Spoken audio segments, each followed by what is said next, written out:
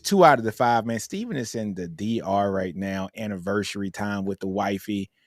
He had a special, like get on session where he was on the Bleacher Report after Texas beat Oklahoma, but we'll get into that in a minute.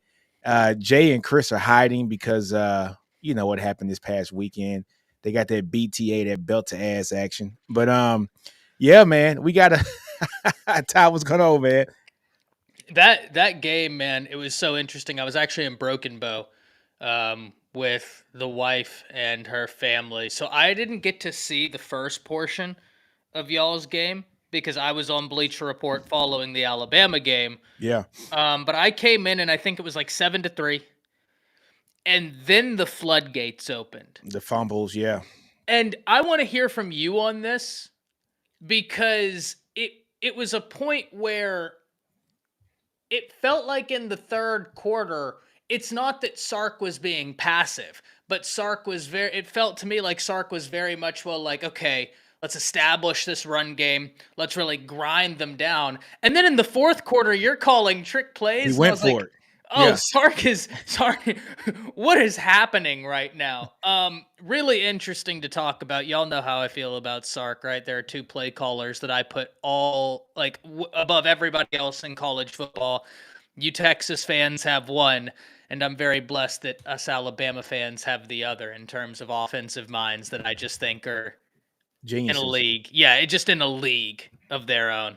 Lincoln's up there in terms of offense. Lane is up there. Lane's up there. If we can get consistent, but we'll talk about that later too. Yeah. Lane. Yeah, man. But to talk about the third quarter, like I think Sarker's trying to get that run game established. Jaden Blue had the fumbles last week, right? And so I think Sark was just trying to get somebody established, see who's going to have the hot hand. He gave it to Trey Wisner, man, and Wisner did his thing, 13 carries for about 108 Incredible yards. talent. Yeah, so I think that was more of Sark saying, "Hey, man, let me see who's going to be my guy." I agree. You know what I'm saying? And so I think Sark found out that Trey Wisner is his guy. And if he has Trey, being the guy who's going to come out there, get the first snaps, going to run tough, then he can move Jaden Blue back to his normal position like he had with CJ Baxter, being that guy that comes in on third downs, being that guy that's going to come in. He can run the ball, but he can also catch from the backfoot as well. He can utilize his speed because he runs fast as hell. He's like a 4.3, guy, right? So that's when you can kind of balance everything out right there. But Trey came in and played. He's 6 foot 200 pounds, but he plays like he's 6 foot 220. You know what I'm saying? Like he gets big when it's time to get big. He doesn't take big hits. He gets skinny when it's time to get skinny. And I think Sark Good in that move. third quarter, man, he just kind of figured out that this is gonna be my guy, man. So fourth quarter, he went for it. I got a question for you though. Yeah, On yeah, that yeah. thought. Yeah. Now, if you disagree, by all means, please let me know. Yeah. Because I know that the implication when I ask this question is going to be there's no other way but for the implication to be this, because this is it is the question, and I don't mean it in a disrespectful manner. Do you think Sark was play calling for Georgia? What I mean when I ask that, do you think in that third quarter Sark was like, let me get these running backs some real great reps in a hostile environment, because let's be Yeah. honest, that's one of the best environments for sports, To me, it's the not just best. I football. love it. This is the best, man. It's one of the best for Yeah. sports. I don't Yeah. care if you're talking soccer, NFL, baseball, NBA. It's a bucket list game. Do you think that was play calling for Georgia to be like, okay, let's give these running backs these opportunities? And I don't mean that is in a sense of where Sark was being disrespectful to OU. But I also was sitting there, and as I was watching it, when he turned it back on in the fourth quarter, I was like, okay, I think that he's really trying to get these guys some real quality reps for Yeah. Georgia. Yeah. Hey, man, I can see that. But first off, Derek Wisner, that is Trey Wisner's uncle. He's a family member of the show, man. He's on my channel all the time. He's on Stevens. He's on the SC Connect all the time. Derek Wisner, man, he always tunes in. Yeah, man, I think that Ty, to be honest with you, that's a really good point. I think that could have been one of the options. There was, hey, man, let me see what Trey does. Trey's gonna get busy. You know what I'm saying? Everybody who's watched Trey play in high school, he's one of those guys that you look at and like, how did he lose his starting job? You know what I'm saying? Like, I don't see how it happened, right? I And didn't know so that happened, but that someone needs to be evaluated for that. Yeah, but they got a monster down there right now too, right? But like Trey is just he reminds me a lot of Roshan Johnson in the fact that he just Mm. does what's good for the team. You know what I'm He's so saying? So complete too. That's the thing he's as I so was complete. watching, I was like, "Damn, he runs with power. He will juke you." I'm sorry, Yes. Billy. Billy is still looking for him. And man, Just what he put a the paws on back. Billy, didn't he? He put the feet What on a Billy, didn't back. he? Yeah, Yeah, man. Garrick, someone needs to be evaluated because what I saw for a young back, the complete nature of his game. I mean, that's the type of running back that all coaching staffs around the nation, his game style, where you just know, hey, you're an every down back. Those guys are so in demand in college football. I had a lot of fun watching him play. So, Yeah, man. congratulations, and I hope you enjoyed the game. Yeah, but yeah, I think Sark was doing that to also put it on film too, to let Kirby know, hey man, it just ain't my passing game. I got this monster back here too. So when he's in the Yeah. game, you That's better why take I note. asked that question, though, You know what I'm right? saying? You better take note. You know what I'm saying? So I'm excited about the game this weekend, man. I'm excited, Ty. I'm I mean, I excited, said man. it on my show last night, so I'm not going to hold back. I have Texas winning by 7 to 10 points against Georgia. Yeah, And we were talking about this in the green room. I think matchup wise, Georgia has some offensive linemen hurt. Tate Ratledge, he was hurt for Alabama. I had the same conversation whenever Alabama played Georgia, and I thought that was going to give Alabama opportunities to get after them. Tate Ratledge or Rutledge, and if I apologize, I always mix up his, but very talented young man. He's not there. But Nino, what type of offenses give Kirby trouble? There's a reason why Nick Saban is not at Alabama, and I picked Alabama to beat Georgia. It's because DeBoer is going to test you deep. yeah, DeBoer is going to get creative on you. Those are the type of offenses that have given Nick Saban problems and have yeah. given Kirby problems. Giving Sark problems. They giving everybody problems. Well, not only that, but Kirby's defense is Saban's defense. It's true. Now, True. he's done a great job of, I don't want to say simplify because that's not the right word, but for lack of a better word, simplify. Travaris Robinson talked about this when he got to Georgia, stating that Kirby has done a great job taking what Saban does and making it to where it's a bit quicker to process. Yeah. And that's awesome that he's been able to do that. But damn it, Sark attacked Saban's defense beautifully last year. I mean, absolutely beautifully. I expect somewhat of the same against Georgia. I really do. And I told Nino this for anybody who heard me say that, because I understand Texas has a banged up running back room. Even if both teams were fully healthy, I still take Texas by 7 to 10. Yeah, man. You know me, I was just going back charting some stats and I'm looking at the first 3 games of the season. Georgia was tops in the SEC with the least amount of explosive plays. They didn't really play anybody, right? You know what I'm saying? Well, I didn't say play anybody. They played Clemson first, but Clemson's Clemson, right? Great defense, terrible offense to start the season. Yeah. Yeah, you know what I'm saying? So it was like I think Bama led it with only 3 passes of 15 yards or more against them in the first 3 or 4 games. Georgia was second with 4. Flip side of that, these last 3 games, Bama, Auburn, and who was it? So Miss State. Bama, Auburn, and State, right? 6, 10, and 6, or 10, no, 10, 6, and 6. So 22 passes, 15 yards or more. With honestly, out of those 22, I think 20 were 20 yards or more against this Georgia secondary just in 3 games. You know what I'm saying? So they're going to give it up deep. They're going to give it up deep. Bama showed us that they will give it up deep. Mississippi State did. I think Mississippi State had like a 60-yard pass, a 40-yard pass. I mean, like they showed you that if you want to go deep against the secondary, you can. You know what I'm saying? So I think Texas is going to exploit that. One thing that does get to me with this is Bond had like a little, injury. And so Sark said they had a good day in practice today, but still, man, those injuries, they kind of linger around. But Texas is so deep at wide receiver. Bond leaves and then, Wingo comes in, right? And then there's Well, I no think drop off. Wingo's y'all's best wide receiver. I think he is too. But, it's just freshmen in big time moments and big time games, it's just hard to see that sometimes. As great as Ryan Williams is, right?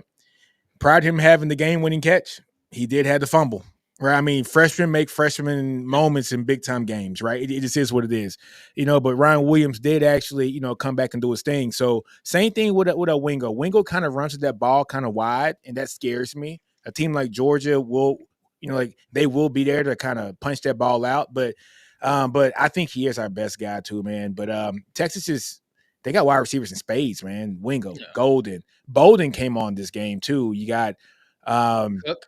yeah, Cook. I mean, he only had 3 snaps this game. I mean, he's like hidden right now. DeAndre Moore. Yeah. I mean, it's just they're so deep at wide receiver right now that you can lose a Bond and still be, good, which is weird to say. Yeah. But, And H posts one thing I will say, because you're right. I think Michael Van Buren is the best quarterback that y'all have faced. He's getting better week by week. week by week. Yep. And because of that, listen, I understand Georgia gave up too many points against him. I still don't think this is a bad Georgia team. I think this is a damn good Georgia team. I think that they have played some teams that have, when we look at Auburn, my biggest question for Auburn is the coach. But that wide receiver room at Auburn is phenomenal. Absolutely phenomenal. I bring that to you because I am still of the mindset, H Post, that this is a very, very good Georgia defense, a very good Georgia defense. And even with me thinking, I'm probably higher on Georgia than most people here, and that's perfectly okay. Even with me being higher on Georgia than most people here, Texas by 7-10. And I think Michael Van Buren's getting better week to week. He is. But I just think that this is a Texas win 7-10. Yeah, man. So look, I think the same thing, man. So I think you guys are getting a little hint of, Ty and me, our picks here for the, for the Friday show when it comes to Texas versus Georgia. But I got Texas winning this game too, man. It's going to be very interesting. Texas kind of manhandled OU. When it comes to Georgia, it's going to be a physical game. Georgia's offensive line is good. They're very good at pass blocking. I thought they're going to be better just at run blocking this year, but their running games just kind of been non-existent. That's really shocked me about Georgia. But Carson Beck is going to pass the ball. He is going to get yards, people. He's been playing very well, aside from the turnovers. Yeah. Aside from the turnovers, which I yeah. think y'all are going to take Womack's kind of game plan, which we haven't really done again, which kills me, but showing one thing at the line of scrimmage and then like Womack against Georgia in the first half, and I clocked it. We didn't do it at the same rate in the second half. Womack in the first quarter and second quarter, he would show cover 0, cover 1, you had no idea what was happening, and Carson was in hell. I think that y'all are going to do that, and the luxury y'all have over Alabama's defense, because Alabama's defense is still very much finding their footing in a new system, right? And they're young. They're very young. New system. Very, very young. New coach. New system. New coaches. Your secondary is not as young. And I think that's going to benefit y'all a lot. But like I said, ladies and gentlemen, I don't want anybody sitting here thinking I'm very high on Georgia. I do believe they are one of the best teams in the nation. I know how it's looked. I still think that they're so well coached, so damn talented. And even with that thought, that I think if we had the whole gang here, I would be the highest on Georgia out of everybody. I still think y'all get the W by 7-10 points, giving y'all one of the 3 best wins in all of college football. Oregon, Texas, Bama, and whatever order you deem necessary. I'm not going to argue that. Those would be the 3 best wins in all of college football. Oregon over Ohio State, Texas over Georgia, Bama over Georgia, because I do believe Georgia is Georgia. Maybe I do agree with Steven, though. Not like 21-22 Georgia, but still. But it's still Georgia. Still Georgia. People got to understand too, man. We've been talking about NIL here for the last 2 or 3 years, right? Look, man, NIL has leveled the playing field. And I don't think people realize how much it has leveled the playing field. Where a team like Vanderbilt gets a Pavia. Pavia doesn't go to Vanderbilt 4 years ago. He doesn't. Yeah.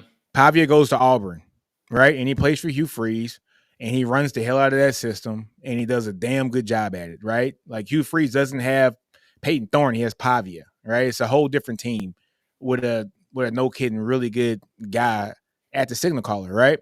But NIL is kind of leveled the playing field where you're not seeing nobody run away from anybody now. It used to be Bama, Georgia, Clemson, or nobody. right? I mean, it just was what it was, right? It is It now also kind helps that y'all have more money than God. of. So, like, the NIL has certainly done that, but then when you can throw around 10 times more than everybody else.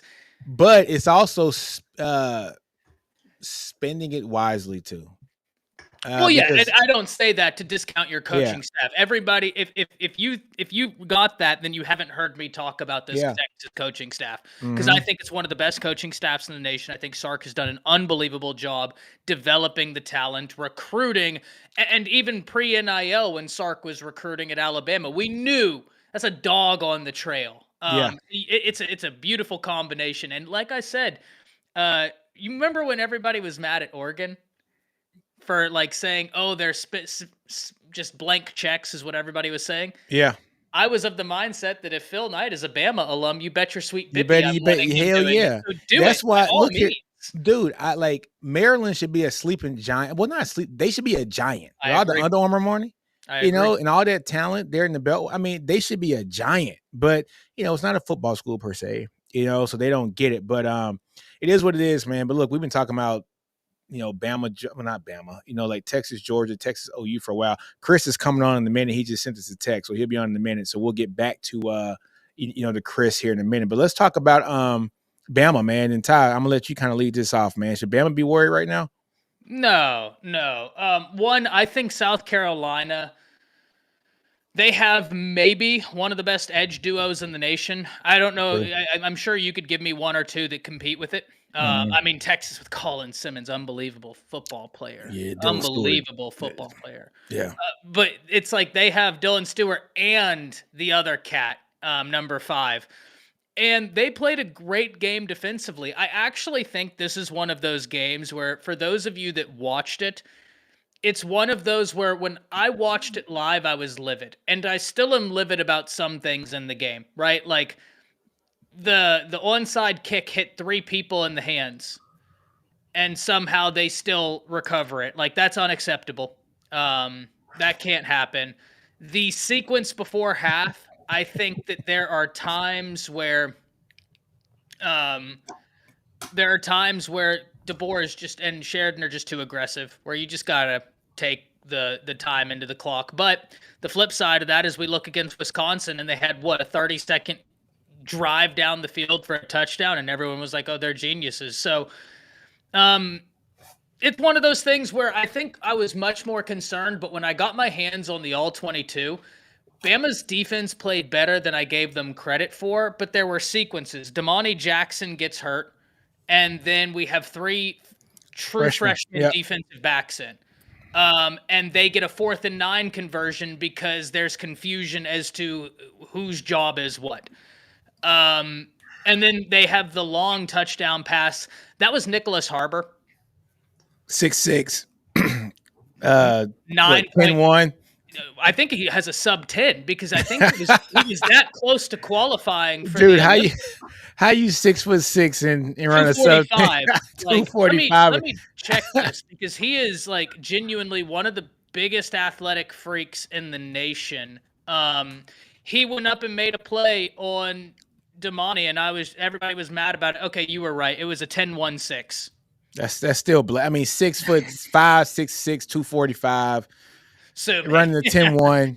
um, Come on, man. That's faster than than Brennan Thompson down there at OU. That's faster than Bond, Ryan Bond. Williams. I mean, I mean, think about that. These are smaller guys, and this dude is 6'6", 245, running the 10-1.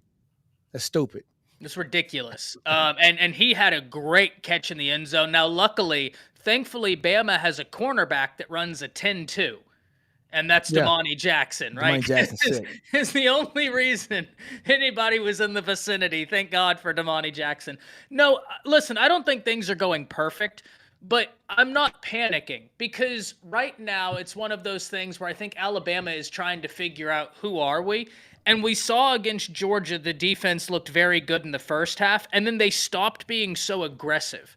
And I think right now it's just you got to be aggressive. But the thing is I think they're trying to protect a young secondary by not being overly aggressive. So it's a lot of fun, though, man. Like, I'm not one of those Bama fans that instantly thought that, it was going to be the Saban era. I'm one of those Bama fans that think that Bama is still going to be one of the best teams in college football because we hired DeBoer. But like, yeah, And you got there's the going to be a talent too. feeling out. And you There's got going to be a talent. feeling out. Yeah.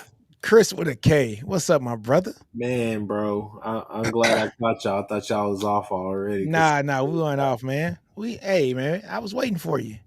I thought we were going to start the show off, just really good, man.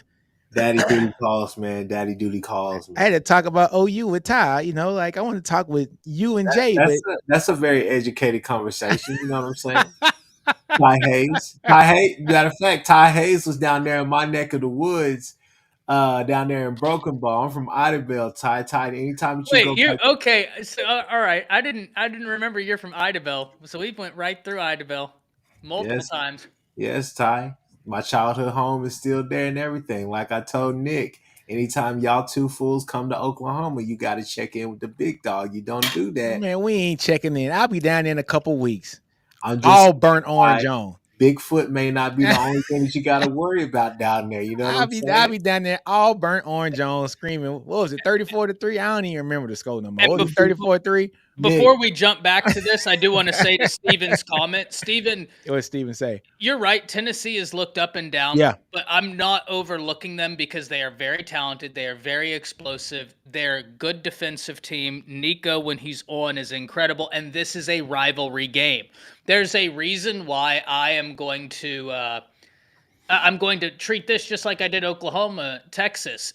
Because in these rivalry games, all conventional wisdom goes out the window. So, yes, Oklahoma hasn't had a good offense. That's still a really good win by Texas because it's a rivalry game. Yeah. And Steven, he's not open all that much because he doesn't know how to run routes, not because of his speed. You put him on go routes, he separates. That is true. You know what's funny, though, man, is, so talking about rivalries, right? So I got two sister-in-laws that went to Alabama.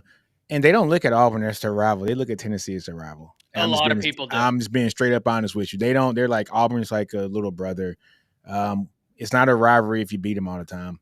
You know what I'm saying? And that's how they look at Auburn. They look at Tennessee as their true rival. Tennessee and LSU. And so, it is what it is. So sorry, Auburn fans, if you're in the chat, but these are my sister-in-laws who went to the school, and both my nieces who went to the school too, who have that energy of being on campus 24/7, and they look at Tennessee and the Tigers as their two most rivals, and mainly because just of the winning tradition, right? So yeah. Bama Tennessee is an older rivalry than Bama Auburn. It is. But Chris, man, let's talk about Bama, man. What's your thoughts on Bama? My only thoughts on Bama is that at some point, when things are tough, we got to stop playing so much hero ball, trying to win it back on one possession, trying to win back momentum and all the rest of that. Just play your game. You're more talented. You're the better coached team. It's just sometimes it seems like for about maybe 2 or 3 drives, they forget that they on both sides of the ball, that they can just go out there and physically impose on somebody. That's just my outside perspective. But I mean, I think that at the end of the day, and it's one of those things as well where we see this in basketball a lot of times with a lot of really good teams. They play down to their competition. They don't necessarily they play up for the Georgias and all those teams and stuff like that. But when it comes to games like like the Vandy game and all the rest of that stuff, just kind of felt like you're sleepwalking through those games. So I would just say that, the intensity has to be there all 60 minutes, or at least a good 48 minutes or whatever. Yeah. So you have to bring that intensity. But I would say just when times are a little bit tougher, whatnot, stop trying to win so much on the big play. I know that's what the offense is predicated on, but it seems like, they're out there trying to go for a kill shot when you're just like, hey, we just need to go out there and just run offense and give either the offense or the defense enough time to sit on the sideline and kind of figure some things out, kind of what they want to do for the next drive or whatever the case may be, opposed to just trying to win it with one huge kill shot right then and there. I mean, defensively, I think you're fine defensively. It's just that, kind of that, to me, I just think that, like I told Ty, it's like, I mean, you still got the same Maserati. Maybe it doesn't have like the same driver, but you still have that same Maserati that's out there that can go really fast, that can go do all the really cool things that you want it to do. But just got to keep that intensity, man. I mean, but outside of that, I mean, hey, they're winning, and that's the main stuff that's all that matters. That matters. So they still have everything in front of them. So thank God Vandy got another win after that, right? Yeah, yeah, exactly. That would have been horrible. But yeah, man, we talked enough about the Bama game. Look, man, Bama's straight.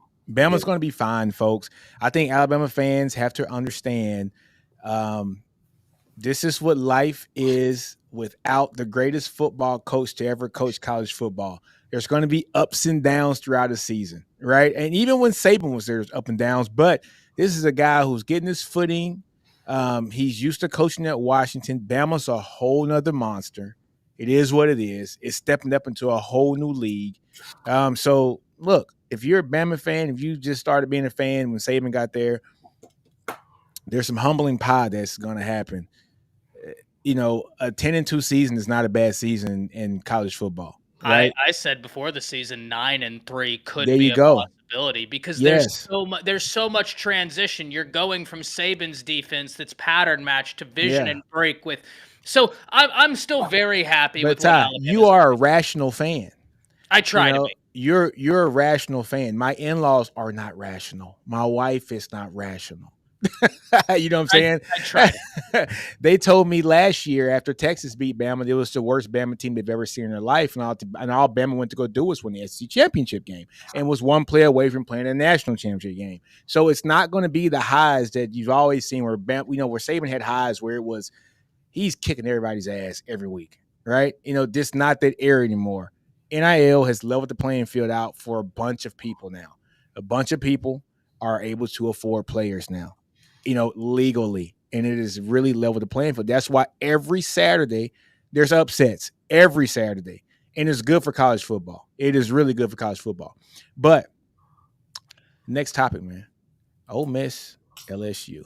And Sam, I think Nick's early staffs were good, but I don't think that the last few staffs they weren't the best. Very good. No. Like he had Sark, and that was a great offensive hire. The I think that some of those staffs, like pieces, were very good. Yeah. And some of the early staffs were really good. But like you're telling me that Tommy Reese, Bill O'Brien, Pete Golding, like no. 4th and Golden. We had to rename him from 3rd and Golden to 4th and Golden, right? A wide receiver coach who's 12 out of the 13 guys he recruited transferred.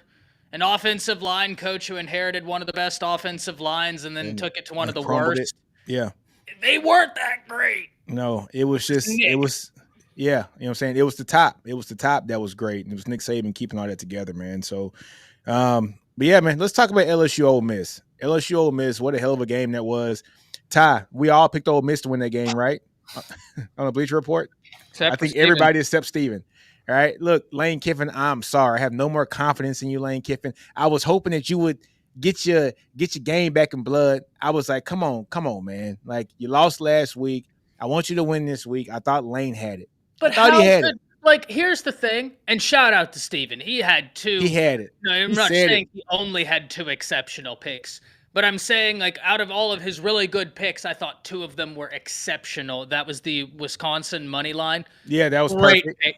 Great pick. And mine was horrible. The damn Washington. No, it was brother. Damn, I picked Iowa. Maryland.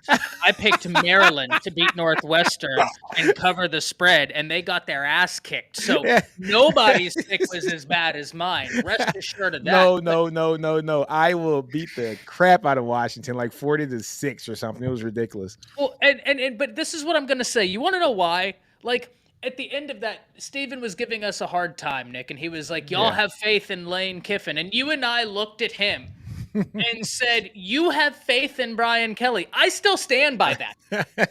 But he was just more correct than we were. So shout out to Steven. Shout out to Steven on that one. Lane Kiffin, dude, he doesn't have a signature win yet still. And he's never going to get it, Ty. He's never going to get it. And I'm never going to pick for him in a big game. The games he should win, I'm going to pick him. The games where it's close, I'm never going to pick him. you are behind James Franklin now. At least James Franklin went to USC and they had to pull out all the stuff, but they won the game in overtime.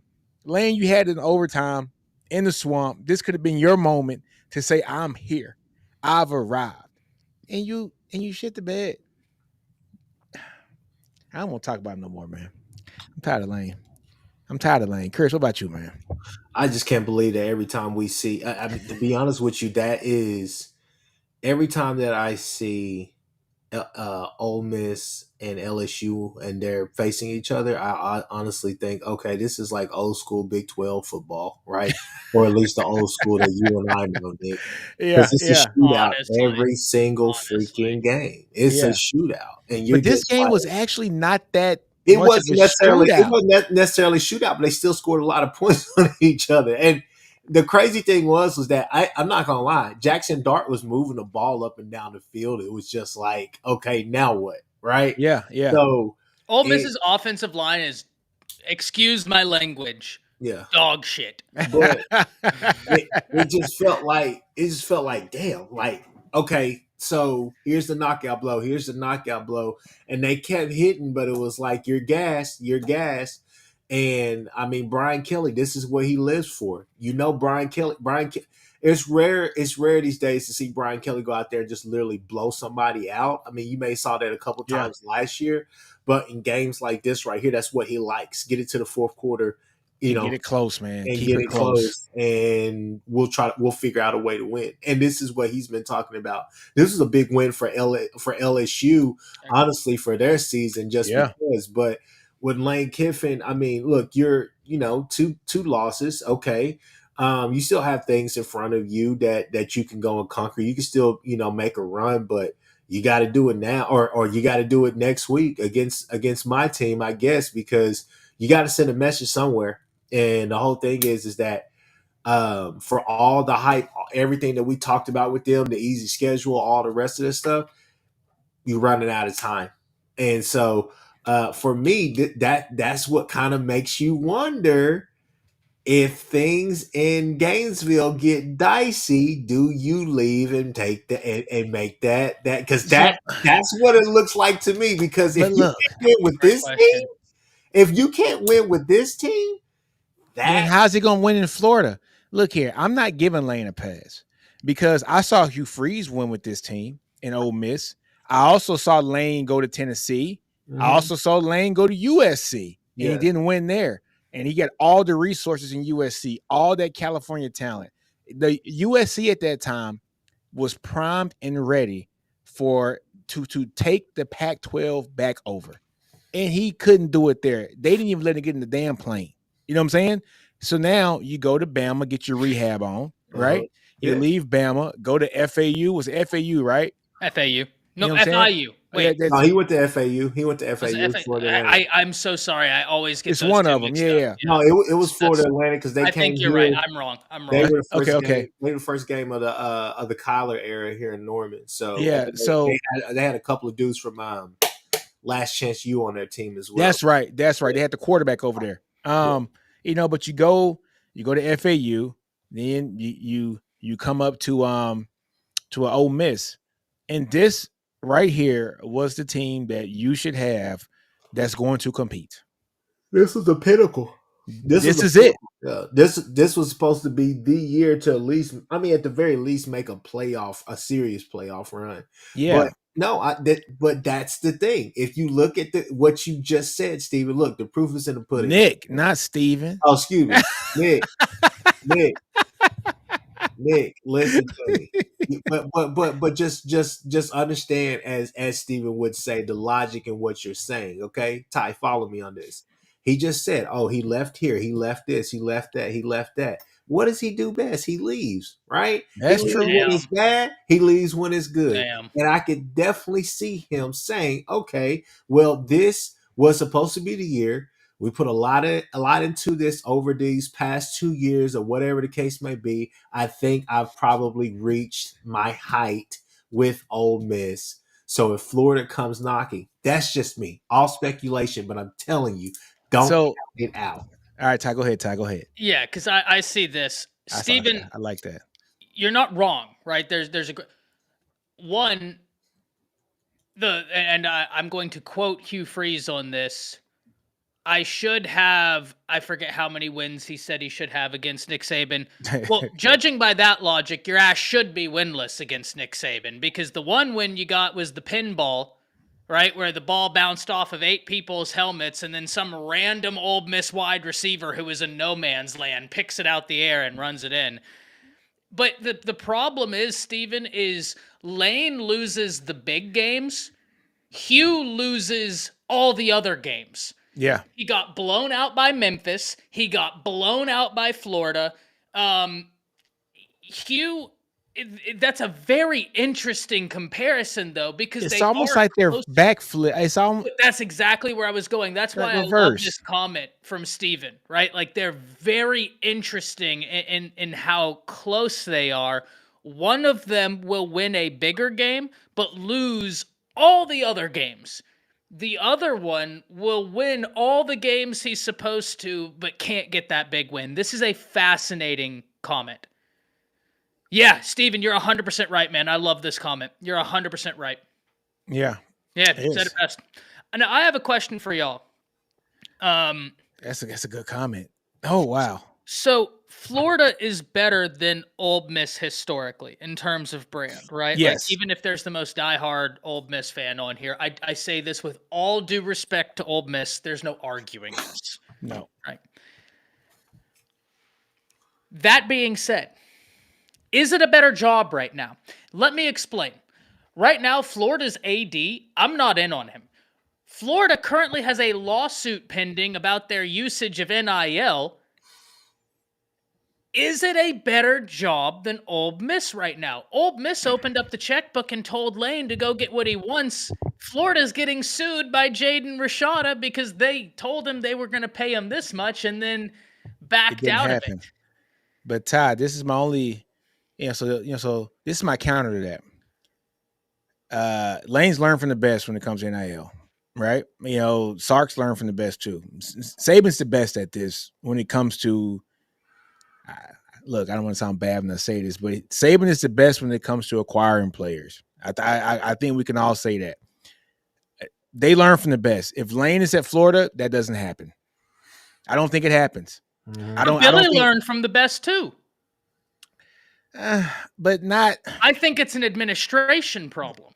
Yeah, but I'm not comparing the two by any stretch. I think that look, as my friend Ty Hayes would say, two truths can exist at the same time. I do say that. I think both of you guys are hitting are basically hitting your stride with what you're saying. Okay. Yeah. But like I said, throw out the recency bias. Okay.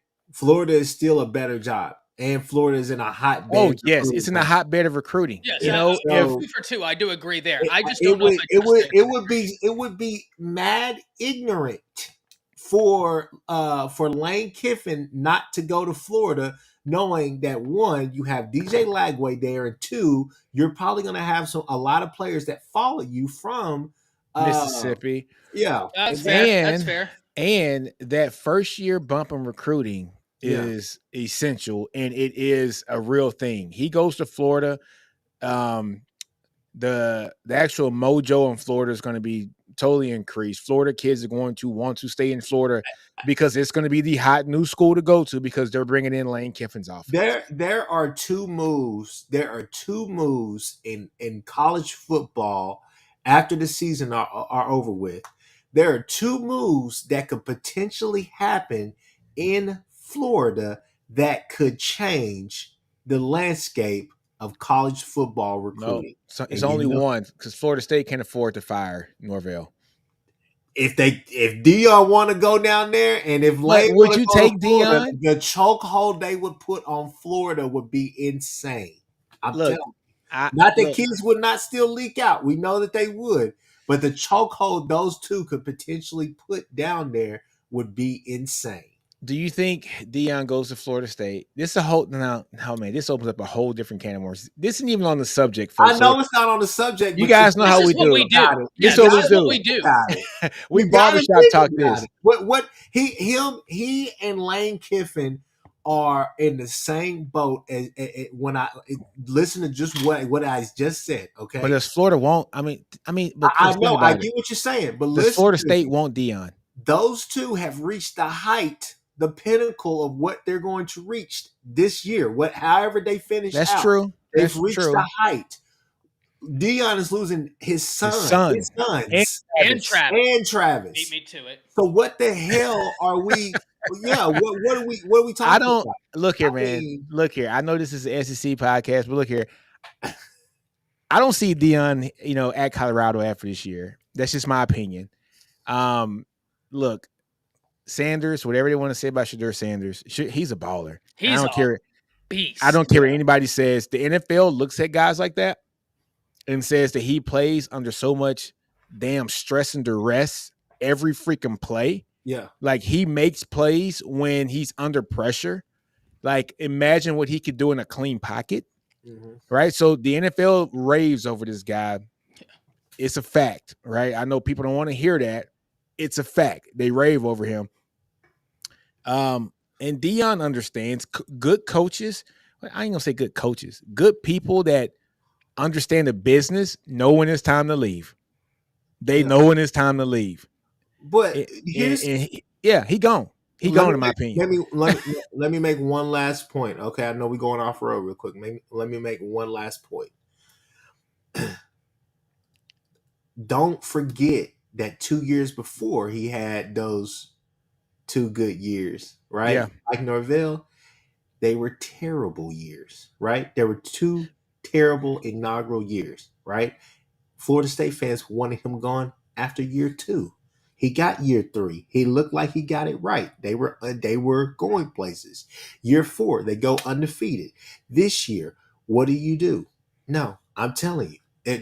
You can't sit there and say, okay, well, 2 out of the 5 years you've been here, you've done really well. Now, it's up to Florida State what they want to do, because I'm sure that he did sign like some crazy extension. It's the 8-year extension. Mm-hmm. I mean, it's an 8-year extension, man. I mean, I don't know. This is the first year of the extension. We talk about that, and that's a real thing. I'm just saying this is the first year of the extension. So he has 7 more years in the contract. Do you think Florida State eats that? How much? I don't think they do. I don't think they do either. And it's $10 million a season, man. I think they better. I think they better, but it's 70. I agree with you. Ty would have to tell me, because I'm not. Florida State obviously has money. $70 million. I don't think that they have 70 million like that. 70 million. Yeah, they're not, but they should. A&M with all the oil money had to wait for it to come down to 70 million to pay off Jimbo. I mean, I want you to think about that for a minute. We're talking about oil money school in A&M. Revenues out the always top 3 in the country. Yeah. They should, but they won't, because he knows 100% right. They're making this $55 million buyout at a poor school. Yeah, I get that.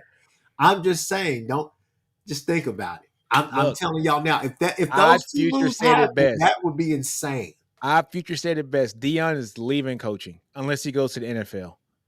I can see him going to the NFL team. I don't see him going back to college. This whole developing players thing, he doesn't believe in it.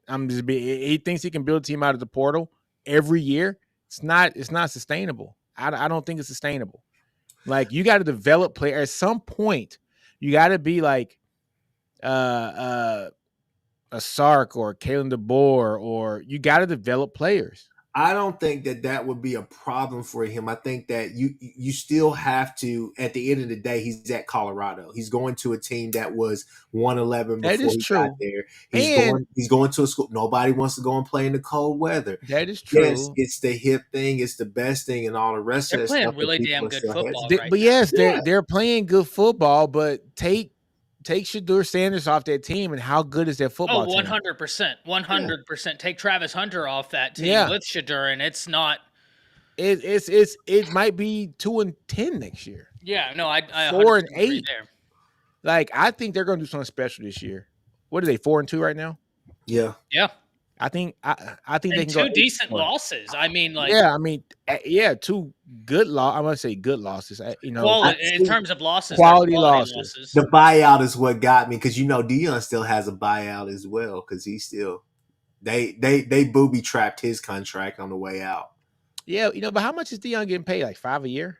Like I think somebody would have to come and pay like maybe 3 or 5 million just That's to like nothing. That's basically nothing take for a him school to away. come get him. But like you say, $55 million buyout at a poor school. Okay, Norvell has a $55 million at a poor school. It ain't happening. I wouldn't say Florida State's poor, but Matt, I think it's more than $55 million, man. I think his contract is fully guaranteed. Mm. Yeah, he has Sexton as his agent, right, Ty? Yep, and if he has Sexton, you already know he's gonna get that money. Sexton, listen, if Florida State wants to be mad at anybody, you want me to peel the layer Be back? mad at Nick Saban for retiring. Well, that no, gave no. everybody raises. Be mad at Sexton. Yeah. I'm gonna go ahead and tell you the God's honest truth. Norvell never got a call. Norvell was never called by Bama. Bama's plane was in Seattle the day Nick Saban retired. Yeah. But Norvell tells everybody, I'm not leaving, in his best Leo impersonation, and gets a bag because Sexton and them said, oh, Bama reached out. If I was Florida State's administration, I'd be like, show me the contract that they sent you. Until then, it's moot. Bama never reached out. Yeah. They had a very short list of coaches that they wanted or thought would take the job. And Norvell was not it. Yeah. Thank God. Because whenever those rumors were coming around, I actually was getting scared. I was like, please, Lord in heaven, do not let this happen. I do not want Mike Norvell, please. Yeah, Mike Norvell, he's JB's 100% right. Jimmy Sexton, because isn't he Sark's? Yes, he's everybody's. Sark, Dan Lanning, he's like Kirby too, right? Kirby, I think Kalen DeBoer. Yeah, look, man. I looked at all the top contracts here for the coaches, right? And so Sexton has it's something like 9 out of the top 10. Like he has 9 of the top 10. He's not Dabo's, is he? I think Dabo's the only one he's not. I don't believe he is Dabo's. But he has Kirby, who's the top. Dabo's number 2. Then he has Sark, Dan Lanning, Kalen DeBoer, Mike Norvell. It's like a who's who of coaches, man. Who's who of coaches. He has them all. And H-Post, to clarify, I don't know if Bama was considering, but from everything I know, from everything like people that have, that are pretty in tuned, from what I've been able to gather, he wasn't contacted in terms of like, do you want the job? They made a push at Kalen DeBoer. And there's a reason, like, what's a shorter flight, from Tuscaloosa to Tallahassee or Tuscaloosa to Seattle? The plane was in Seattle that night. Yeah. They were after DeBoer. I don't blame him. Great pickup. Oh, I love it. I don't care. Come on, Frightening Truth. Sark is the 3rd highest paid coach in college football. He's making over $10 million a year. Yeah, Sark is getting paid ridiculous. He's the 3rd highest. Yeah, it's Kirby's number 1, Dabo's number 2, and then it's Sark. So yeah, he's making some shmoney. Yeah, Sark just restructured his contract when Saban retired. Exactly. Saban got everybody paid. Yeah. Saban got everybody paid. So yeah, man. Yeah, Sark got him a private jet. Well, because Texas knew, right? Yeah. Like Texas knew, like, oh, this is a guy that Bama will call. Like if they don't, if it lasts, Bama will come a knocking. This past year before Bama made their hire, Truth, Texas ponied up ungodly amounts of money in terms of being, and DeBoer's making $10 million a year as well. But Texas, they knew, like, he has ties to Alabama, and I'm not saying Sark would have left. I've always said Sark is building at Texas. Texas is treating him very well right now. Build your own thing. Right, like, and I love what he's doing over there. So I'm not even saying this to say that Sark would have came, but Texas was very smart to be like, well, let's go ahead and pony up before this gets to. Holy shit! What's that? Oh, nothing. Oh, I thought something. You can't be saying that, dog. Me and Ty, like, what happened? Yeah, I thought some breaking news. It's just the SEC Connect. We can't be breaking news like that, Chris. You got to.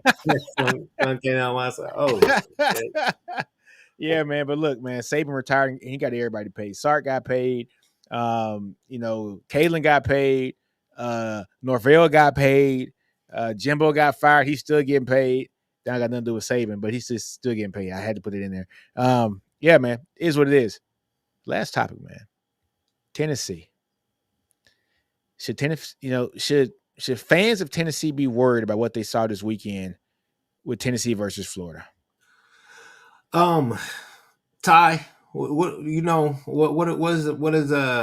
I always say? Blueprint games. I mean, I think we gave everybody the blueprint, man. Is the offense is not necessarily that complicated to stop. I do think Nico is a good quarterback, but I think that something's up over there. I see that they do have like some key injuries or whatever that are starting to kind of pile up as well. But I don't know, man. It's tough. It's tough. But that game was at home, right? Yeah, it was at home. They stormed the damn field. That was a surprising part of it. But man, I think people are just basically making them. They're taking away the explosive plays, which I think that you can do. I think that you could do that. You could take away the explosive plays and make them really work the field, which they're not wanting to do that to get up and down the field. But offensively, you have to connect. And regardless of what we think about him, or excuse me, what Steven thinks about him, there are certain times where Graham Mertz does step up to the plate, and he's not a bad quarterback. He's a really good game manager. To be honest, he's not a bad quarterback. He's just not special. He's Alex. No, he's not the reason. NFL talent. He's Alex Smith without the NFL talent. To be honest, he's not a bad quarterback. He's actually a good quarterback. He's just not a special quarterback. No, you know what I'm saying. And Lagway has the potential to be a special quarterback. And I'm sorry, but let's just be honest with you. I give them 3 games out of each year simply because Billy has really kind of disappointed me with his time there at Florida. But Billy Napier, there's about 3 games, maybe about 3.5 games out of the year where he will come in and surprise you. Maybe not win the game, but he will make it extremely competitive. And you'll see like, oh my God, they're flashing. This is it. This is really good football. This is good Florida football. And then, the end result. But yeah, I think it's more the GAC game. I left the bar that I was at thinking to myself, like, okay, that game has more to do. I was actually out there at the Star, and I just kept thinking, I was like, damn. I was like, that game has more to do with Tennessee than anything. I was like, I don't necessarily know what's going on with them, but they need to go and break down these last 3 games, that film, and just see what our defense is doing to us. Because to me, it has not looked anything. It has not looked different each week. It's really been the same game plan. You know what's crazy about this though, man? Florida might not be a bad team, guys. And hear me out when I say this. I say they might not be a bad team. I want you to look at the teams that beat them. I don't think they're bad. I just don't think they're great. Yeah, you got Miami, top 10 team in the country. Texas A&M, they're 4-1 or 5-1 right now, looking really good. They got beat by Tennessee. It's a top 10 team in the country. I mean, they've gotten beaten by 3 top 10 teams in the country because A&M's what, number 10 now, number 11, somewhere around there? Right? They're a good team, though. Like, point very well taken. And they're going to have a dogfight this weekend against Kentucky. Okay? And they might win against Kentucky. But then they got a backdoor with Georgia, Florida, LSU, and Ole Miss. Right? And I don't know that they win against Kentucky. No Diddy. So it's I feel bad for Billy in this instance, is that he does have a tough schedule. He's playing these teams pretty tough. I mean, like, even like I would say minus like the Miami game, but every other game he's played pretty tough, man. It's just that he doesn't have the dogs on that team yet. He just doesn't. And I'm not making excuses for him. It's year 3 for him. those guys that he recruited in year one should be, stepping up the plate to be those guys now. But losing to Jalen Rashada hurt, right? It hurt. Losing other players in the portal too as well. Losing recruits because they didn't start off good because they do have tough schedules. It hurts. And so it's almost like he can't even sell the program. So I feel bad for him in that sense because his team is playing their asses off. However, you got to get wins where wins come, and that was a game that it was there for the taking. He had just a chance to win the game, but he didn't do it. But getting to Tennessee, I don't think they're in trouble. Tennessee has a quarterback who's in his second year, and like I told you guys before, I think Nico is up for the challenge to start this year and win games. But just like I told Chris about Jackson Arnold, these guys, I thought Jackson needed 2 years from the bench, and then he's going to come out third year and be special. Nico has the potential to be special this year, but 2 years from the bench would have done him just fine too. And he'd have been absolutely lethal next year. Almost like with Arch Manning. Arch Manning, you get to see glimpses of him where you're like, oh my God, he looks good. But we don't need him right now, right? And so next year, he's going to be really damn good. He would have made a bunch of mistakes this year because it's been his first time playing since high school. And I think it's the same thing with Nico. You got to ride the ups and the downs for him in his first, true year starting. So I don't think they're in trouble. I think they'll figure it out. Heupel's a good coach, especially for the offensive side of the ball. Nico's a damn good quarterback. They will figure it out, but they will lose some games. I see them as like a 9-3 team. Ty, how about you, man? I agree. I think that it's just you got a young quarterback operating this veer and shoot. And I think Nick posted a comment in the chat that was very good that I very much well loved. The veer and shoot when it's working is one of the toughest things to stop because you're put on your heels and they're like, I have you exactly where I want you. And now my entire offensive playbook is open and I am going to just kill you. If it's not working and you're not converting and you're off the field quick, you get out of sync, right? And it's very much a momentum-based offense, I feel like, at least. So I love that comment, Nick. I think you're 100% right. I think that in this game, and I know some people will laugh at me, but scheme is scheme. I love that Bama faced USF early in the year, the Golesh veer and shoot, because it is Heupel's veer and shoot. Yep. It is the exact same system. And the reason why I'm happy they faced them, even though Tennessee's a much better team, please do not mistake me for saying they're peers. I'm not. Bama's got a lot of young DBs. Like, this Bama team is pretty darn young.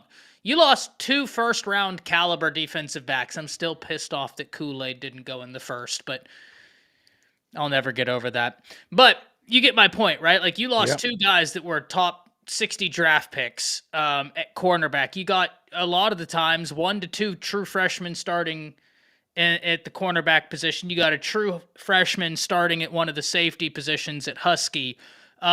Young team. And they got some experience against a veer and shoot. And then against Vandy, right? Vandy's not veer and shoot. Vandy's just one of those option teams that can be tough to defend if you don't prepare adequately, and I don't know that Alabama prepared adequately. I think Alabama thought that they could out-talent them. Then they got in the game, and they were like, oh, shit, we didn't prepare for this. So I think this is going to be a fight. I think Alabama can pull out the win, but I definitely think this is going to be a fight. It's a rivalry game. We know what that means. Wonky things happen. It's in Neyland. It's in Neyland, too. That's going to be crazy. Because look, man, Bama and Tennessee hate each other. It's long rivalries here. They hate each other. But honestly, though, Ty, the teams match up wonderfully. This is going to be an exciting game. I think it's going to be great, yeah. The teams match up great. I think Tennessee has the potential to go deep on Bama in this game. They're going to score some points, but Bama's going to do the same thing. Like, Bama's going to score some points on Tennessee. Tennessee's defensive line is outstanding. They probably got the best lineman in the country. He's probably going to be a top 5 or top 10 pick in the draft this year. He is hella good in that defensive line. But I think Miros is he's so much of an X factor, man. You you can't Dare account I for his say he's wheels. the X factor in the SEC. Yeah, man. You just can't account for his wheels, man. So I think Tennessee's gonna score some points. I think Bama's gonna score some points. It's gonna be a hell of a game, man. I don't know who I'm picking in this game. I'm probably gonna pick Bama in this game, to be honest with you. I just got a lot of faith in Milroe. But Because James Pierce is phenomenal, but Bama just got great experience with two great pass rushers. And H posts, I kind of disagree. Milrose had one bad game this year. I don't think he's been streaky this year. They don't, like, Bama gets up and then they don't throw the ball a whole lot. But the best, right, like whenever they did throw the ball, he has been killing teams short, intermediate, deep. South Carolina, though, like, that was his worst game this year. But I don't consider one bad game streaky. He's been phenomenal this year. yeah, he's been good. He's been good. Very interesting, man. Where did Chris go? I don't know. He's putting the private chat. He said he'll be right back. Yeah, man. Interesting game this week, man. But look, it's almost it's already past 9:00. I was gonna talk some OU with Chris, but since she left, man, I don't know if I can talk OU with her, man. I ain't talked OU with nobody from OU yet. I ain't talked with Jay. I ain't talked with Chris. I ain't talked with Seth. Well, let's talk about it before we get out of here. I know. Let's give him a good 5-minute conversation, because I'm not gonna lie, I think OU might struggle with South Carolina. I think that those edges are gonna eat that OU offensive line alive. I think OU might go 5-7 this year. I hate to say it. I mean, I can see it happening. I can see it happening. And I had them going 8-4 this year. I think 9-3 this year. But that was all anticipating that. Oh, here he is. Here's Chris. Chris, you there? Yeah, I'm here, bro. I heard y'all. Yeah, man. So we're talking about OU. I heard y'all, man. OU, man. What's up with your boys, man? Man, look. I mean, what can I say, man? It's bad play calling. Bad play calling. Really wasting away this defense. I mean, you go out there and really run a complicated ass game. I was there. I kept looking at the offense like, man, y'all got to do something, man. Like, look, I mean, quarter and a half, like, hey, we're doing what we need to do on the other side of the ball. Y'all got to help them out. This game here definitely is a bounce back game. Got to have this game. It's not going to be promised. I'm not going to lie. You got to make sure they don't try to make any plays down the field. That would be kind of the X factor for South Carolina. I do think that Bernard and I hope I'm saying his last name right, Bernard, but I think the Edwards kid as well. Yeah, they're going to cause some havoc. They're going to wreck some stuff, but I think there'll be opportunities there. But this is kind of put up or shut up. I mean, I think a lot of us have silently been begging for some type of change on the offensive side of the ball, meaning whether that's, maybe a job getting lost or somebody losing play calling duties or whatever the case may be, kind of a change. I mean, at the end of the day, we can sit here and talk about the injuries and all the rest of that stuff, but y'all know me, I'm not going to sit here and make that excuse. I'd rather go out and die trying, right? But you got talent out there. You got guys out there, but your reluctance to throw the ball down the field. I mean, seriously, I kept saying it on my pod this Sunday. Your offense looks like an East Coast, West Coast battle. I mean, there's nothing going up north. I mean, everything is just really East or West. East Coast, West Coast. Like, you're not doing anything like that. So you got to actually try to test or whatnot.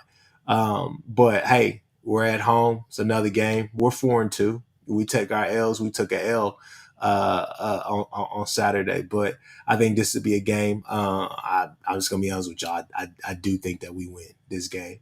I don't think that we get down or whatever the case may be, because regardless, I know our offense, we have issues or whatnot, but I don't necessarily see us having trouble with just trying to control Sellers. I think that hopefully BV and Allie don't come out there trying to run that 3-man front the entire game, because that got us in trouble a little bit. Guys trying to make up, trying to make up plays or whatnot, trying to win it back, kind of play hero ball or whatnot. Kind of saw that during the Texas game in that late in that second half.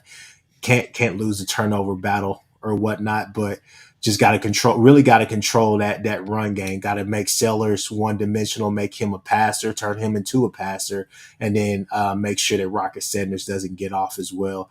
I think you do those two things, you could probably have a slugfest. I'll be honest with you. I think the first team that cracks 14 points. I was going to say 17. Yeah. I think the first team that cracks 14, 17 points wins the game. Could go ahead and win the game. But I think that you're back at home, backs against the wall. I like OU whenever this is happening. I already know. I heard what Ty was saying and everything, stuff like that. Don't necessarily disagree.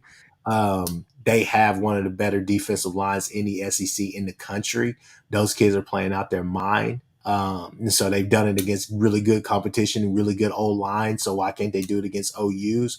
But, Nick, I think where we got disconnected on Steven's pod last week was that, look, I get it. I know you want us to be realistic and this and that, but hey, what did Metro say? Pick a side. I'm always going to ride with my boy. You're not going to ever say I'm too competitive to get on here. I just said keep it real. I just said keep it real. And I am keeping it real, man. I'm going to go down. If the ship's going to go down, I'm going to be on that thing. Hey, look, I think OU and South Carolina are mirror images of each other. I think they the only difference I think is South Carolina has a real running game. Yeah. Like they got a running back's no joke. Yeah. Rocket when healthy. I think quarterback plays better. Yeah. And so I think the teams are mirror images of each other. They really can't pass the ball down the field well. I wouldn't say that, Nick. I would disagree. I don't know if I think Hawkins can throw the ball down the field. We just don't have any plays doing that. I mean, I just haven't seen it though. I mean, that's what I'm saying. We haven't seen it. I mean, I'm not going to say I'm not going to put the trust in the fresh. I mean, he's a freshman. I'm not going to say the freshman's going to be. I think South Carolina has an advantage at the quarterback position. Yeah, I do too. Experienced guy who's been making plays. So but honestly, I think both teams are, when they see each other, they're just mirror images. Great defensive lines. You know what I'm saying? It's going to be interesting, man. I can't wait to pick this game because I don't know who I'm going to pick, because usually OU after a loss is pretty reliable. You know what I'm saying, to come get that dub. But it's going to be interesting because you got a freshman quarterback. Freshman quarterbacks are hard to gauge. And you, Jenna has a great comment. You got to wrap up. If you want to know the difference in what would have been a Bama blowout versus what happened, Bama did not tackle well at all. LT Overton had 9 pressures. Do you know LT Overton is like top 5 in the nation in quarterback pressures with 1 sack?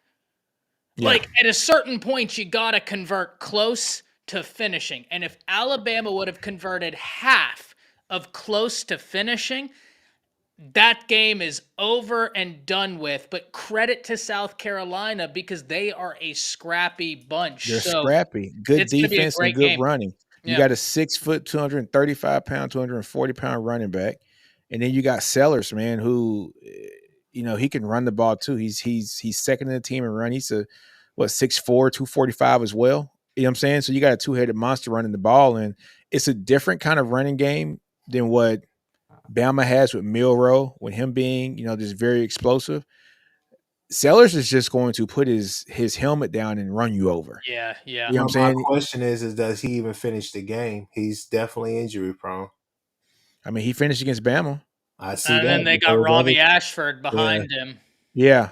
You know what I'm saying? And Robbie Ashford's third on the team in rushing. I'm seeing the stats now. So if Robbie Ashford comes out there, I think I like our chances, guys.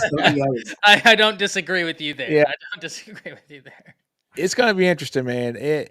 I think both teams look at each other and see themselves in each other. I don't think we see ourselves in them. I at the end of the day, I do think that Sellers is the probably the better quarterback right now, but I don't think he's the more talented quarterback. I think that he is. You can turn him into a one-dimensional quarterback. He doesn't want to sit back there and throw it the whole time.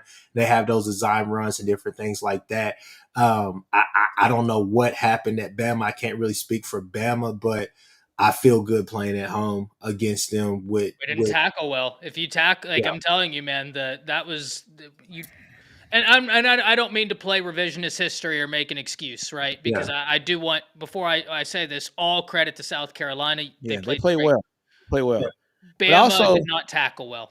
Yeah. And yeah. I mean, that's something that we have to do as well. We had to tackle better, but we had to tackle. But I mean, hey, I don't know.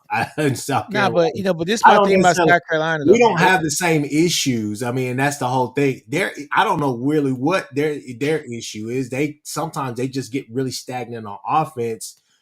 I don't know. Play calling has it like I was trying to vouch for Latrell for the longest. I think you guys both could say that. I was trying to vouch for him for the longest, but after Saturday, kind of like shit. I don't know really what you're doing anymore, man. I told you when Seth Latrell got hired, I wasn't enthused with it. I was happy about it, just kind of going back over the tape, like really breaking it down. I made a couple of videos just really breaking down what his offense is, and I still have yet to really see Seth Latrell's, hey, I want to get down the field. I want to go north and south. I want to be physical. I still have yet to see that. Regardless of the injuries or whatever, you're decimated. Like I told people, I think if just from an OU fan standpoint, and I don't think this has been said enough. I don't think it's been said at all. I think the biggest problem that you have with Seth Latrell is that, hey, look, I get the injuries. You're down some of your top O linemen. Some of your top O linemen are back, but they're still nicked up. You're down your best wide receivers. Your quarterback play hasn't been great. But the fact of the matter is you still got a lot of highly touted guys out there. And the fact that you can't even go and just run simple offense, giving him simple reads, simple offense to run with those guys that can go and make plays. You've seen them make plays. That's the most frustrating part. That you can't even really just break your defense, your offense down just to the nuts and bolts and just run simple offense. That's been the most frustrating part, that you're having to chip away at different things because you can't necessarily blame the players all that much now going into the second half of the season, simply because it just makes no sense not to. Because it doesn't make any sense to do that simply because your play caller can't call an adequate enough defense, or it's just a simple offense, to be able to move the ball. That's the most frustrating part because you still have talent out there on the field. So you can miss me with all the excuses for the injuries and all the rest of that stuff. I get that. That's just a part of football, and that it sucks that happened this year and we're not fully healthy.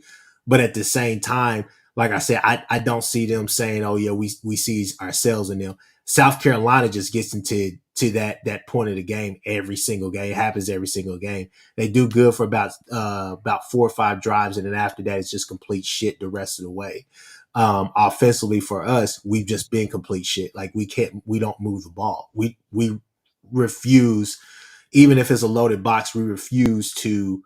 Let's try to test this secondary or whatnot, even though you have some guys who can do that and you've seen flashes of it, but you just haven't seen the consistency. So that's just kind of my thing. But I like I said, I do think that whoever scores 14 points first could. I'm gonna give him 17. First person 17. But hey, folks, Ty got to hop off. He has another show to go to. But Chris, you know what I'm saying? I can stay on what you want to talk. Oh no, you good, bro. Oh, you gonna leave me? Yeah, man. Oh my God, Ty, you see this? I can't even get the OU guy to come to OU championship with North Texas, baby. I'm going for number 3 right now. Ty, you know what I'm saying? Hey, Ty, you hear this shit?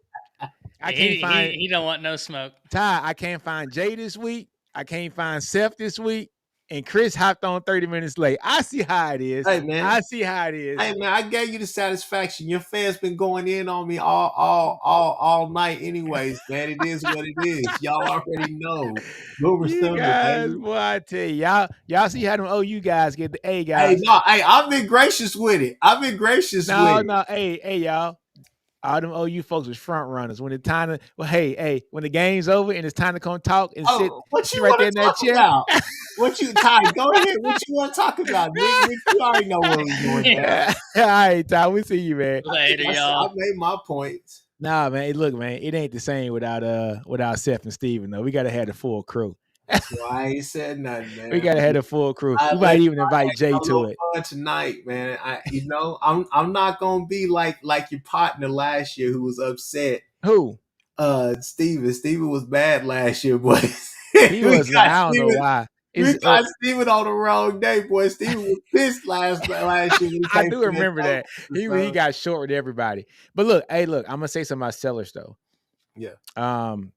Sellers can pass the ball, man. He's not horrible at it. I mean, I'm not saying that he can't, but I'm saying I welcome that. I don't want him to get loose and feel good because we know he would like to run the ball as well. That's like second nature to him. That's what I'm saying. Take that away from him, which I think that you will.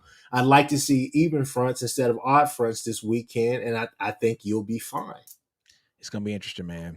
I tell you what, though, you guys gotta have this game. Gotta have this game. You gotta be 5-2 going into that week with Ole Miss and try to make that a toss. And try to make it a toss-up game. It's gonna be interesting. But I tell you what, I'm glad Quinn played this week. You know, he's a little rusty this week. I'm glad he played. You know what I'm saying? Get that rust out the system before you go to Georgia. You know what I'm saying? You know, y'all play good though. You know what I'm saying? Defense all right. You sitting there just saying like shit. Like hey man, like Quinn want to give you the game right now. Like when you get that interception and you move the ball, because at one point we were getting all the first downs, but when you only move the ball 10 yards and you can't move it anymore, I'm like Latrell, I don't know, man. Like that sprint draw, when I saw that sprint draw run, I was just like, in my mind, back of my mind, I was like, I'm gonna be honest with you. Yeah. When I saw Texas line up earlier, they had no fear in their eyes. I'm just gonna be honest with you. I don't think they had no fear that they were going to even think about losing this game. Even after the interception, you can tell Quinn was like, all right, I'm kind of rusty. And then after that, it was pound. I mean, it just was what it was. I was surprised. This is me, honestly. I was surprised at the running game. I was surprised. No, I wasn't, how because effective we ran the ball. The 3-man front, and then guys started getting antsy trying to make plays, and they overran it. And that was actually with kind of that second level. So that was kind of the problem. The thing for me that was crazy is that, I mean, outside of that fumble touchdown, you're down 14-3, 7-3, 14-3 with a few minutes left in the second quarter. That last like 4 minutes of the second quarter is what changed the game. That's what really lost the game. Because I mean, I'll man up and say it. I mean, what Steven said last week was correct. Like, hey, if we get up by if y'all get up by 14 points, like that's a wrap. And so that was what killed us. You had back-to-back fumbles on back-to-back drives. But it was the same thing last year for you guys. No, but I mean, you're sitting there just saying like, y'all are killing yourselves. Y'all can't move the ball because y'all are moving the ball, but one, Hawkins was not seeing the field. There were times where there were a couple of guys that were open, running across the field. Sawchuk's open over there, not only in the flat, but he'll up the field. Not a guy 5 yards around him. And then, just like I said, you got into this whole Biggie and Tupac, let's go back and forth with it. You know what I'm saying? We going East Coast, we going West Coast. What about the North? We don't know anything about the North. I think Drake up there, so we don't want to go up there, right? So it was just this whole thing of just like, dude, I don't even know what the hell we running anymore. Like when I saw the sprint draw run, I was like, all right, go ahead. Somebody wave the white flag. Because I was like, I hate that. Ty knows I hate that fucking play. Excuse my language. I hate that fucking play with a passion. you can't run that play. It's not because Hawkins is a true freshman. Hawkins' footwork sometimes can be a tad bit sloppy, right? When he But that's when because he's he a drops freshman. He has to be developed. when he drops back, sometimes is a little bit deeper than what it would normally be, right? I know it may be rust, whatever you want to say. Regardless, he's already running out of the damn play. Now you basically saying, okay, well, they recognize the play now. So now here comes Anthony Hill from this side. He can juke one guy, make a miss, but then here comes the next guy. You get what I'm saying?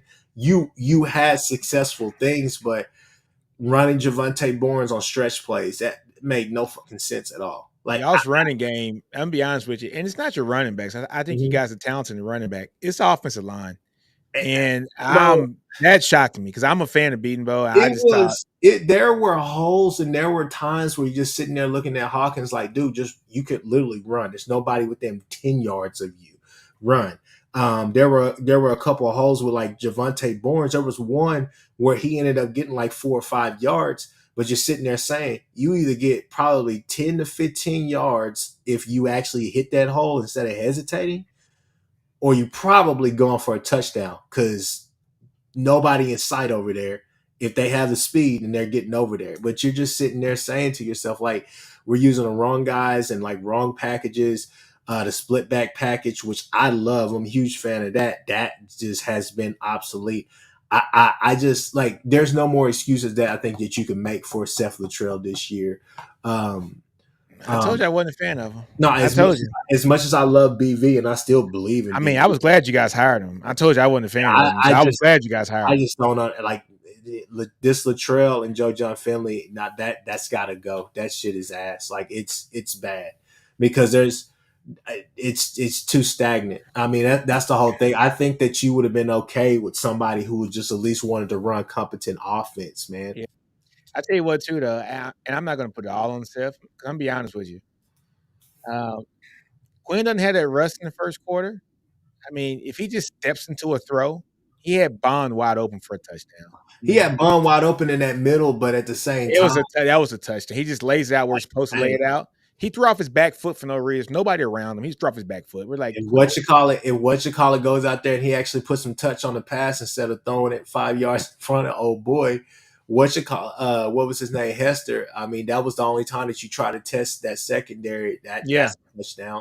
That just comes with time, more repetition. Yeah, so I'm just thinking to myself, there were opportunities in that game. OU was getting 3 and outs and all the rest of that stuff to start the game, but you knew, hey man, at some point this defense is going to get antsy. They're going to try some different things. Stuff is going to happen. That DeAndre Moore catch, I kind of thought that. I looked at, I was like, he looked out of bounds from the angle they showed inside the field. I don't know what they showing. No, but like on TV, he had green in between his foot and the sideline. On the angle inside the stadium wasn't good then because the angle inside, most people, like a lot of it was even Texas fans that was around us. That were like, but on TV, like once you're at home watching it when they had the better camera angles, like definitely. My uncle's like, "This is why I want to be at home, man, so I can see the angle." Yeah, you know what I'm saying. You gotta see the perfect angle. But I was angle that they showed, like, yeah, it was there. But yeah. But I tell you what, I was just I'm a big fan of Trey Wisner, and I just I didn't know Trey was going to go off like that. To be honest with you, 13 carries for 118 yards. But I mean, they just Texas' offensive line is really good. It is really good. As good as Oklahoma's defensive line is, I think Texas' offensive line was just better that game. Texas offensive line literally we got 2 guys that are supposed to go in the first round this year, our tackles. Campbell, I hope he stays. I hope he stays for another year. If Campbell leaves, then we're looking at replacing pretty much the entire offensive line. I think, especially for that right there, it wasn't necessarily surprising for me. Like I said, man, I said it on my pod, man. I wasn't really mad at the loss, to be honest with you. It wasn't as if it was expected or anything like that. Wasn't necessarily mad at it simply because I just knew kind of what we were up against, the odds or whatever. But I left that game just really thinking mostly about OU, not necessarily anything against Texas. Texas did what they needed to do, but I just thought that on the defensive side of the ball, my only main bad takeaway from that side of the ball was just, hey, I think that BV and Allie were a little bit too gun ho about that 3-man front, trying to run that. I get that they were trying to just account for any big plays and try to make sure there was no bust in coverage and stuff like that. And I mean, hell, Sark was like, okay, y'all want to do that? Okay, well, I'm gonna send a guy up the middle every freaking play, and I'm gonna make y'all. I'm gonna see what y'all gonna do, but not getting down that 3-man front early. Yeah, that was the thing. I mean, y'all have a good offensive line, so offensive line is gonna be able to take care of that with more guys than this. Our three guys were holding and doing what they needed to do, but it just no. After a while, I knew that wasn't going to work because I don't necessarily like that 3-man front. That's been something that BV has been trying to really be able to get into and run. And at times, don't get me wrong, it looks really good and it was working early and off. It was working early on. Just after a while, I think you got to still mix that up because I think you could have played straight up a little bit that game, at least in those heated moments, which was really kind of that first quarter and a half of that game. But now offensively, man, you got to figure it out to be able to salvage this season and still go kind of to some places that you want to go. But what's his name? Latrell just, I mean, I've tried to make every excuse for him coming into the season, bro. I was really, really excited about his offense because I just thought it made more sense. And the thing I was really, really excited about with Latrell was the fact that I thought that he would be a better game manager than Levy. Levy lost a couple of games last year simply because those 2 games that we lost last year to Kansas and O State. I mean, hell, we get key interceptions with 4 minutes on the clock. You know what I'm saying? And you go out there and 50-second drive, 50-second 3 and outs, and you're out. So I thought, okay, he'll be a better game manager. He's been a head coach. He understands, the ebb and flow of the game and all the rest of that stuff. Been totally wrong about him. So that's something I'll definitely admit. So, so one other thing, like prior to us getting off here, does BV have his players? So does OU have the players that they need to run BV's system? Yeah. Okay. So okay. It's just we'll see the rest of the season. It's gonna be interesting because you guys got. I don't question anything on the defensive side of the ball, man. I mean, you can't. I don't really know. There's not all that much to really take away. I mean, he has the guys. Does he have maybe like the Brian Breeses and stuff like that? Probably not yet, but I think that's coming with David Stone and all the rest of those guys, those young guys, Jaden Jackson. He has the guys to run his defense. I think we flipped the script if we actually had our offense, if we were actually healthy. Yeah, your offense, yeah. If we're actually healthy or whatever. You and I both know, anybody that's actually been an athlete or whatnot, they know you feed off that other side. You know what I'm saying? Like they need some help. But also, because if you're not going to play complimentary football, your defense is going to be out there on the field and all the rest of that stuff. Things are bound to break. You know what I'm saying? Yeah. You can't really get into that bend and break kind of defense that changes your game plan because you're trying to put players in position to go and maybe take some chances to try to get back into the game and get the ball back to your offense, who's obviously reeling. You know what I'm saying? So when you can't play complimentary football, and that's what you guys beat us at. Yeah, I mean that's just well, yeah. Played I'm gonna tell you something too. Fundamentally sound. It was fundamentally sound. It was not a clean game by no. I mean, I think anybody who watched that game knew it was. To be honest with you, this is my opinion on it. I don't think Quinn's all the way healthy. I don't. Because when he started running the ball, you saw he was kind of running like a little ginger. Yeah. You know what I'm saying? So I don't think Quinn was healthy. I don't. I think this is me talking, not knowing anybody or hearing it from anybody. I think Sark knows his best chance to beat Georgia at home is with Quinn. Yeah. I think he understands too, to get these jitterbugs out of the system before Georgia, he needs to play against OU. Just get it out. He needs live reps. Get him live reps for a complete game, and then we got Georgia next. So we'll live and die with the lumps that like actually come with this game, and I think that's what he did. Because Quinn was not 100% Quinn on Saturday. Anybody that watched that game saw he was off. He was off. I mean, he had Bond streaking wide open for a touchdown. He overthrew 3 balls in the first 5 ball, like balls he threw. It was not a clean game by Quinn. He got it better towards the end, but I think this week coming up, he always plays big in big games. That's just what Quinn does. So it's going to be interesting. It's South Carolina game is going to be interesting because I don't know who I'm picking, but y'all's offense just really scares me. You know who you picking, Nick. Nick. No, I'm serious. Nick, you're a good man. You're a good man, Nick. Don't play with me like that, Nick. What? I don't know who I'm picking yet. Hey, my uncle thought we was beefing. He said, Nick kind of came at you sideways. Look like y'all beefing now. No. No, but look, I don't know who I'm picking. I'm serious because I don't. After a loss, OU are usually great to swing it back. I don't trust the offense yet. That's the only thing that is holding me back from saying, "OU's going to win this game." Shit, what I'm saying, shit. Join the club, Nick. We all trying to figure it out. I just don't. I don't even think. Like, I know the Texas fans going in. I know when we do our atonement episode, they're gonna go in as well. I don't think Texas fans understand. Right now, we don't give a shit about you. We try to you guys are trying to win. Trying to figure out what the hell is going on. And my only thing is, I saw South Carolina really contain Jalen Milroe. Yeah. They did a damn good job of him. He's probably the most electric player in the SEC, right? Especially at the quarterback position. Yeah. Michael Hawkins is nowhere near Jalen Milroe. You gotta throw the ball. But Milroe throws the ball. He throws the ball well. You gotta be able to throw the ball. You gotta. Steph Latrell is not Kalen DeBoer. That's it. Now, can South Carolina duplicate the defensive effort that they had against Bama? That's the question. Mm-hmm. I think they can because they had great matchups this year against Kentucky. They beat the crap out of Kentucky. Mm-hmm. Close game against LSU. I think LSU has a better offense than OU does. Ole Miss put it on them, but then they should have won the game against Alabama. I'm be honest with you. Missed field goals. Hey, what was it? 2 missed field goals? I'll just say this. Like I said, I'm not speaking about any other team or any of that stuff like that. And you getting on here saying does BB have his? Yes, he has, bro. This defense is legit. I think our defense.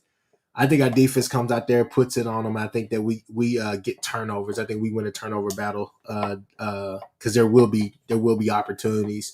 And I'm just gonna be honest with you. It's either Rocket Sanders or Lenore Sellers, whichever one you want to pick. One of them is not going to finish this game, and that's not me wishing ill will on them. I just don't think. I think one of them is going to get popped and probably not going to be an X factor in this game. It's going to be interesting because I think the thing and if Robbie Ashford comes out there, I mean, let's be real. It's a wrap.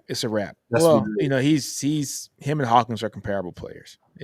Right now, at this point, yes, I'm saying they're comparable players. So then it's literally a even versus even fight. I think Sellers is just a little bit better than Hawkins right now, but I think you guys right now, as far as the defense side of the ball, defense is good, but I think that defense is really going to get tested from not this game, but the next game on. Oh yeah, the next couple of games, they're going to be wanting to pass. They're going to do all the rest of this stuff. But like I said, look. Oh shit, y'all got us. Like I said, defensively, Nick, I think defensively you'll be okay. But it's the offense. Yeah, it's the offense. It's all the offense. You got to give them something to believe in. It's all the offense. But hey, tell me this right here. That Tennessee game, that's one of them games that pisses me off. Like I said, anybody in here who has a competitive ounce of blood in their veins, anybody that's ever played football, basketball, or whatever, especially if you've been really good at it, you definitely understand. When Kip Lewis is coming off the field and it's in Jackson Arnold's ear screaming, talking about, hey, let's go do this. Let's do this. All right. We got the ball back for you. Let's go do this. I'm amped the freak up. I'm turned up. I'm about to go out here. I'm putting 30 on somebody. You go out there and you doing that. You putting your body on the line. You putting yourself through the mud to get that ball back we about to go out here. Let's do this. And then you go and turn it back over. Like, it's one of those things where and everybody's saying it. It's not like it's hard to not hard to find somebody saying it. It's crazy because you're wasting a championship level defense And that has not always been the case at OU, at least not for the last Well, decade. it's hard to get it good on both ends. Yeah. I mean, it's just hard to get it good on both ends unless you have an outstanding coaching staff. But BB's not hella good on not defense. He just competent. didn't hire the right offensive guy. No. That's just not it. It's just it. He didn't hire the right. And let's keep it real. He mismanaged his quarterback room in the offseason. He Now, did. you know what? I'm not even gonna sit here and argue with you on that because that's actually a valid point. That Yeah, it could be because valid. there's no reason for you to have a defense that well, that's Mhm. that good, and then you put your hands in a true sophomore, and his true backup is a true freshman that is not a highly touted true freshman. He's a guy that needs to be developed, right? And so that's I know like OU fans are getting mad at me not saying like JA needs another year. Like imagine DG with this defense. It's a whole different season. It's a whole different season. You know what I'm saying? And then Jackson Arnold comes in next year and starts. Right? DG be out there calling plays himself because Seth Littrell is not gonna call. But that's my point. You need. I'm over here now. I'm not even gonna lie to you, bro. I'm not even gonna lie to you. I'm already doing my whole what's the top 25 offensive situation. What's the top 25? What's the top 25 offensive coordinators out there? I'm already looking, man, because I'm like this can't happen, man. Yeah. Because I'm gonna be honest with you. I know we lose Billy. I know we lose Jackson. No, I'm talking about I know we lose on defense. I know we lose Billy. And I know that we lose Stutz. But I don't necessarily think there's going to be a huge drop off next year. That's the same thing that remember I was telling you in your truck this year when we were driving down Oklahoma City. You're talking about you losing Sway, you losing Murphy. I said, yeah, but I think our defense is going to be faster. Mm-hmm. It might not be as good in the line, but I think we're improved everywhere else. Yeah. But everywhere else we're improving. I think that might be y'all situation. Because collectively, I mean, what Boganowski, Hardy, they're all getting time. I think Powers is going to be good, but also, I mean, Stoney, all of them. I think you probably get Dominique Williams again next year, and then Kip Lewis, Kobe, Lewis Carter, Deshaun McCullough, Sammy O. Probably get Dolby back as well at that cheetah position. I mean, you're going to be really good at defense again. Offensively, you got to figure something out because you can't have all that talent with the number of guys we can name that can potentially come back to from that top 5 wide receiver core and just these other guys as well, the freshmen that you're going to have and the incoming freshmen and all those guys, you're going to have a really good team next year as well, but you got to be able to play complementary football. So you got to get your OC. That line got to get fixed too, man. Oh, yeah. That's the one thing. That line got to get – everything works better when the offensive line is better. I'm kind of like you and Steven a couple years ago early on with Sark and all of that. I think you kind of – I'll be honest with you. EPL, a lot of these highly touted offensive linemen that you have on campus right now, they need to start seeing time. I do believe that.